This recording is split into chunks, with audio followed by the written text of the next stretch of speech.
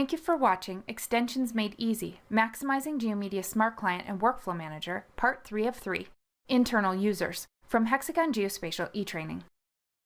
After the Workflow Manager application is created, in Part 2, this video shows how a supervisor can configure Workflow Manager and Smart Client Server extensions to administer jobs, create and update regions, and help an editor to filter and validate content.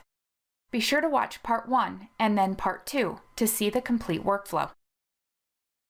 Our use case is building permits. In Part 3, we focus on the internal user view. The internal user view consists of two roles, supervisor and editor. A supervisor role must be able to assign editors to regions, and as each request is created, these editors must be assigned to a job depending on the region they are assigned to. In contrast, an editor role should see only assigned jobs and should get immediate response from the system when the editor does not capture geometry correctly. From the technical point of view, we'll see how a supervisor can display a list of editors by using custom objects. We'll also see how to implement geometry validation handlers and session filters to help the editor in their daily job. Before we show how to create the extensions, let's see how this looks from the end user perspective.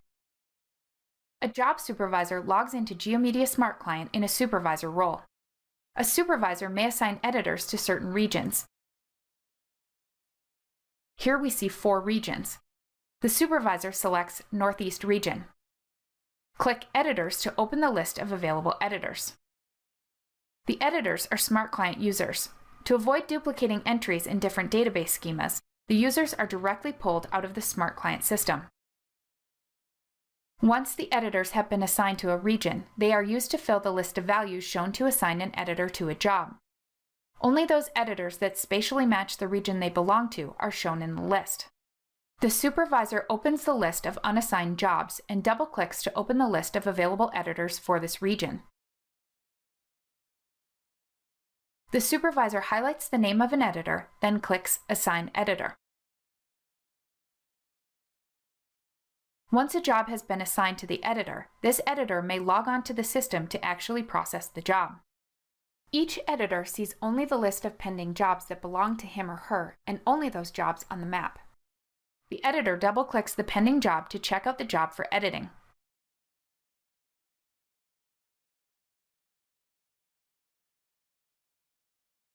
The editor clicks Edit Geometry to start the edit process. The geometry for the parcel displays. The editor draws the building geometry, but part of the geometry is outside of the parcel. Without the Smart Client Server validation extension that will show you how to create, the geometry is saved. However, there is no indication that there is an error. We'll start the Edit Geometry workflow again.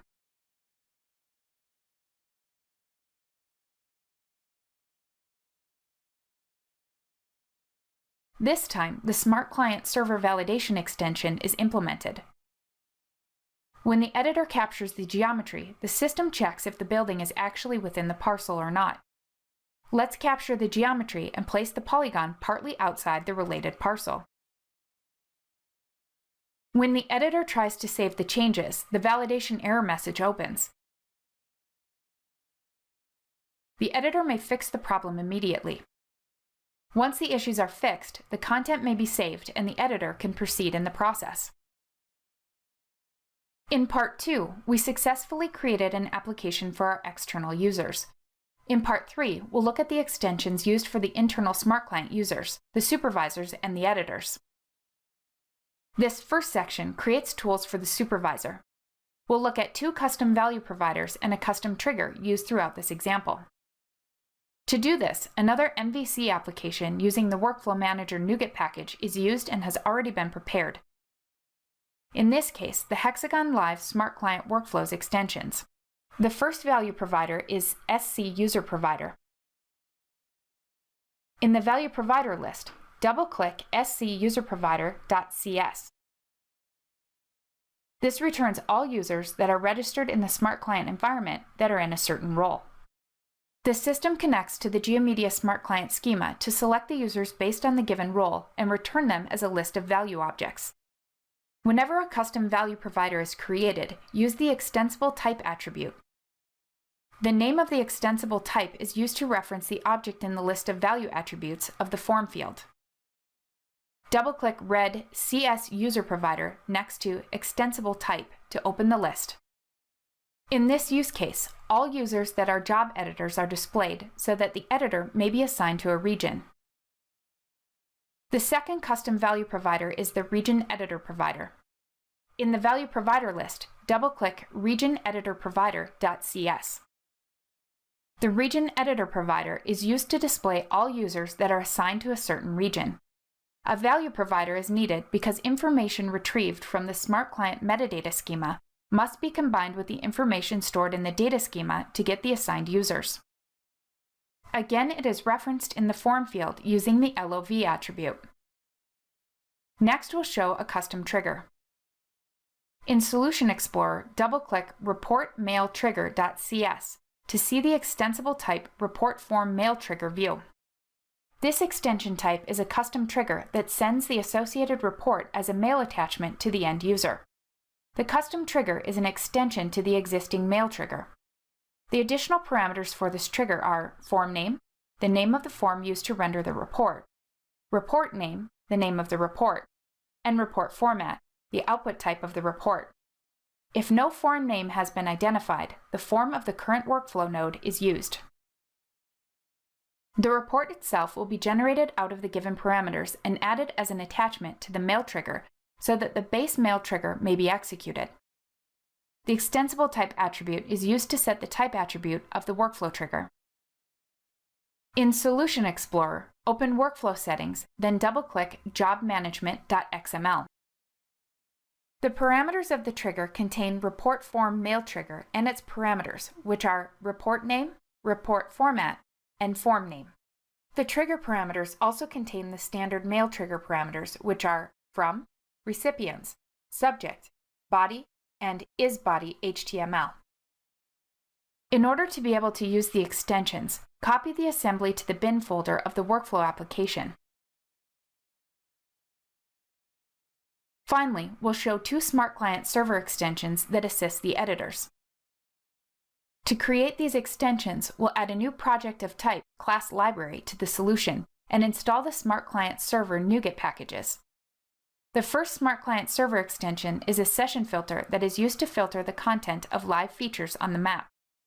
In Solution Explorer, click Session Filter. Double-click BuildingSessionFilter.cs to open the file. In this use case, the user should only see the following: those buildings where the current user has created the request, name of the assigned editor, and name of the supervisor of the current job. To create the session filter, the class must implement the iSessionFilter interface and must set the extensible type attribute. The create method may contain multiple input parameters. As parameters, all values that are contained by the current session may be used. The method itself returns a simple filter as the where clause of the SQL statement. Open the Smart Client Administrator. Use the extensible type to assign the session filter to a feature in the Smart Client Administrator. In this case, the session filter is applied to the buildings feature, and the parameter that has to be passed to the filter is the name of the currently logged on user. Click Save. Click Apply. Now the content will be dynamically filtered using the extensible type. The other Smart Client server extension is a validation handler used to validate the spatial content captured by the user. In this use case, every time a building is captured, the validation handler has to check whether the building is within the associated parcel or not. Therefore, a new class must be added to the project implementing the iGeometry validation handler interface. The interface consists of two methods, CanValidate and Validate. CanValidate is called to check if the validation handler should be executed for the current context. In the case the current context should be validated, the validate method is called and the actual validation must be executed.